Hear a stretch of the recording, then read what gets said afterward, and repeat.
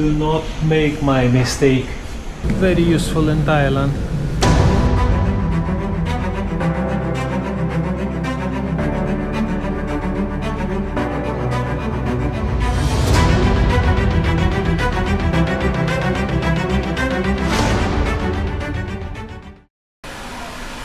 Good afternoon, guys. I'm still in Chiang Mai. So I asked my friend to give me the space to change the front fork springs on my CT125 for the quite famous Öhlins fork kit. One of not that many fork kits you can buy for CT125. There is another one which YSS makes. You may see that this is exactly the front fork kit which is already installed on my bike. It's absolutely useless. It bottoms down every small stone or bump or whatever. Very weak for my 100 kilo and 20 kilos of luggage. So let's have a look at where I am doing my job. Have a look. I use this absolutely gorgeous Triumph Rocket 3 as a stand for my backpack and tools. Yeah, you have some Suzuki's here, some Hondas. Yeah, that's so I've set up the hopefully quite convenient place to do the job of changing the springs in the fork. Let's do it. So what is basically the Öhlins fork kit, which is FSK 161. You will have two boxes with two sets of springs, 5 Newton meter whatever, 6 Newton meter whatever, two springs each. You would have the preload tube, Öhlins marked, and you will have the set of two preload front caps, fork cap. You will have the set of two preload fork caps. You may preload it up to 15 millimeters, they claim.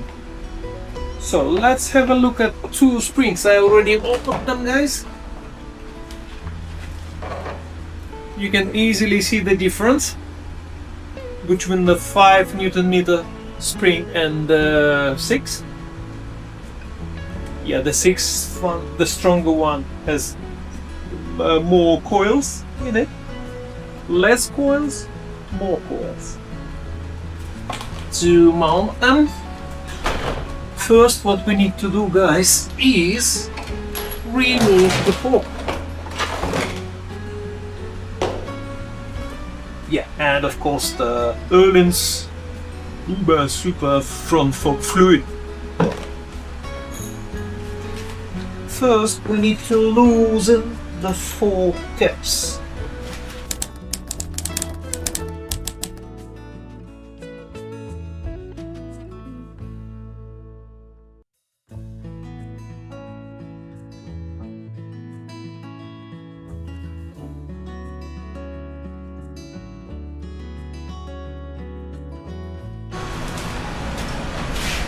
Guys, the bike still leans to the front because of a lot of heavy stuff.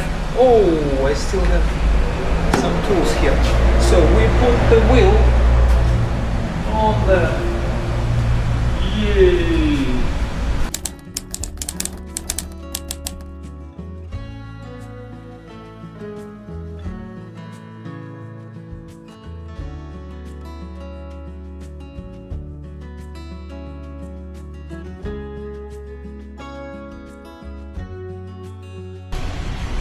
Removing the fork cap.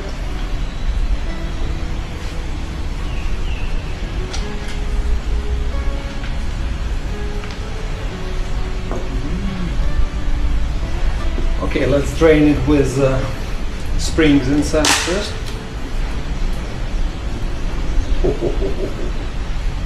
Wow! Didn't expect it to be so dirty. It's interesting. Yeah, as you may see, guys, the front fork fluid also deteriorates, also wears off. Whew.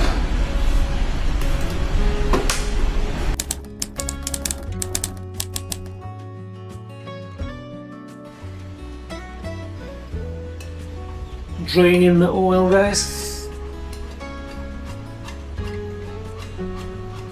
The old oil.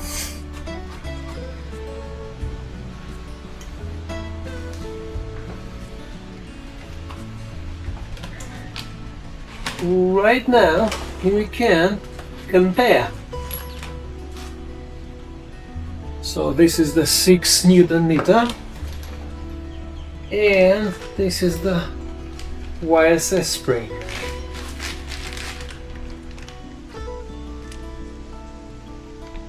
Yeah, it's thicker, guys.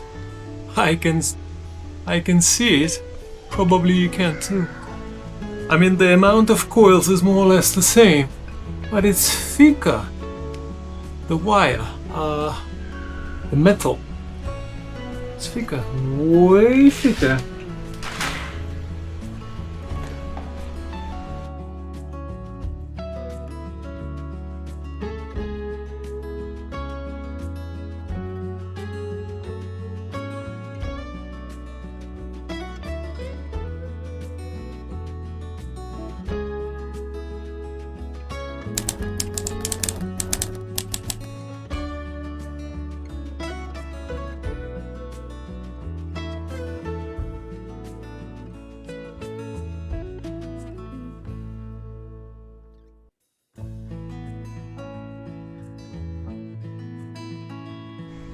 So guys, from this stage it's not a big deal. We have 2 assembled forks with Öhlins springs installed, with YSS front fork kit remove, with YSS front fork kit remove. Now it's no brainer, we just assemble it back. Oof, I imagine inserting the tubes back into the clamps, it's gonna be okay. It's easier than to pull them out. To pull them in, it's easier because you can use force. You can actually lean your bike forward to. Okay, you should be really careful because the front fork here is a nonsense, guys. Yeah, so we made it very clean. I hope nobody gonna complain. Yeah, now I start to assemble it back. I will show you the result. Cheers, guys.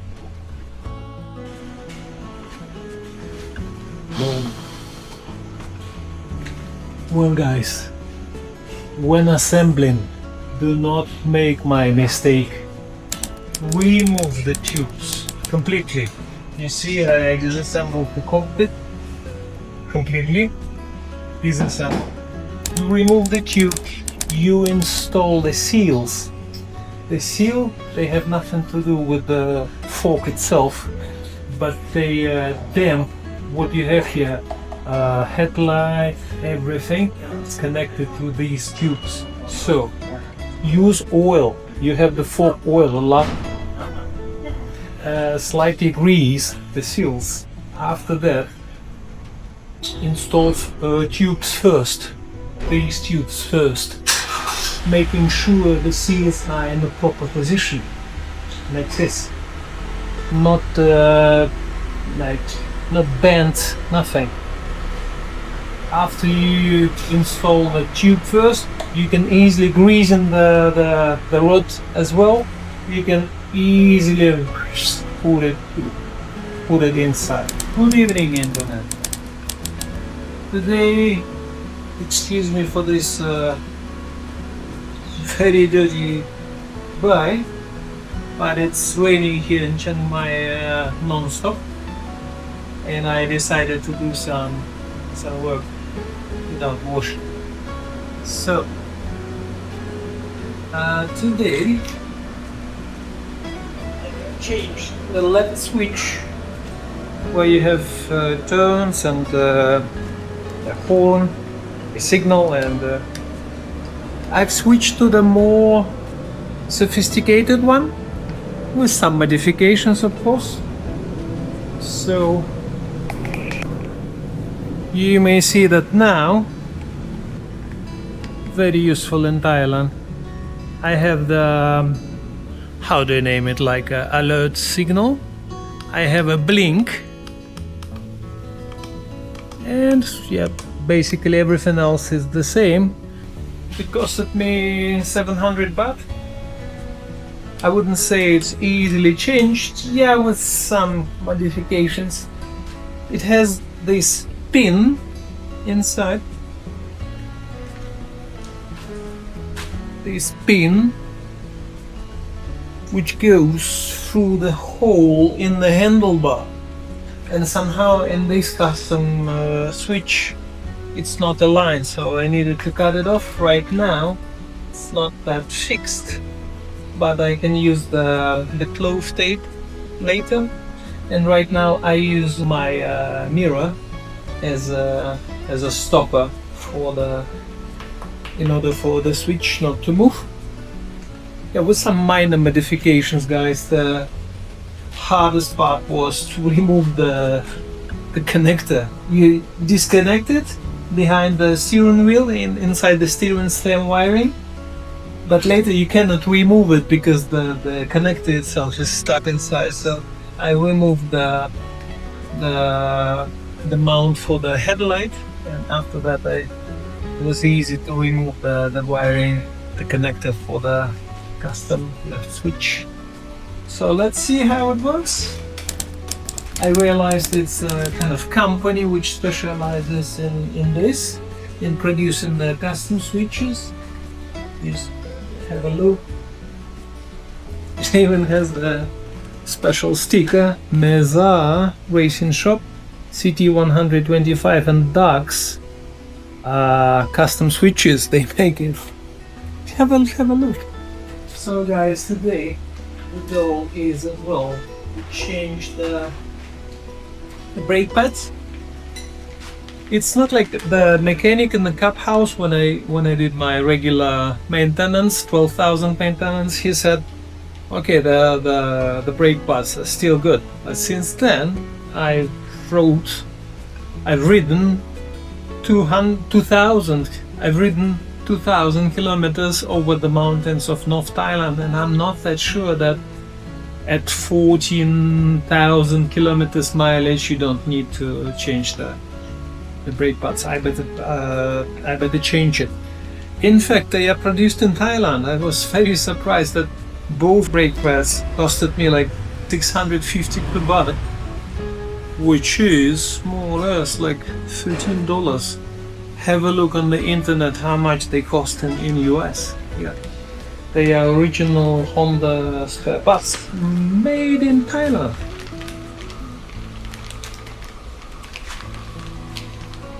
Made in Thailand. Easy peasy, very cheap.